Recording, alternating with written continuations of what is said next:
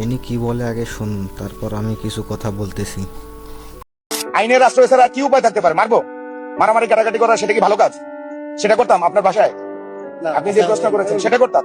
সেটা তো করা উচিত নয় নাকি? তো আইনের আশ্রয় নেবে, এটাই তো স্বাভাবিক। তো ও সারাক্ষণ সারাদিন এসব অশ্রাব্য ভাষা, অকথ্য ল্যাঙ্গুয়েজ ব্যবহার করতেই থাকবে। আবাল বৃদ্ধ বনিতা থেকে শিশু থেকে শুরু করে সবাই এই নোংরা ভাষাগুলি শিখবে। এটা কি খুব ভালো দেশের জন্য? শিশু থেকে শুরু করে সবাই নাসিরউদ্দিন পাটোয়ারির কথা শুনে নোংরা ভাষা শিখতেছে, কিন্তু বাংলাদেশে যে ধর্ষণ হচ্ছে, টেন্ডারবাজি হচ্ছে, চাঁদাবাজি হচ্ছে, এগুলো দেখে কেউ কোনো কিছু শিখতেছে না। মানে বাংলাদেশের রাজনীতিটাকে এরা যে কি মনে করতেছে দেখেন না, বাকি ভিডিওটা দেখেন। নাগরিকদের জন্য ভালো, সমাজের জন্য ভালো। আমাদের কি কোনো দায়বদ্ধতা নেই?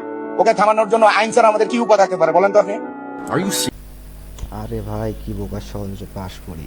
নাসিরউদ্দিন পাটোয়ারিকে থামানোর জন্য আইন লাগতেছে, কিন্তু ধর্ষণকারী, টেন্ডারবাজি, চাঁদাবাজি এদের থামানোর জন্য আইন নেই। আইন কোথায় গেল তখন ধর্ষণকারীদের ক্ষেত্রে? Serious right now, bro?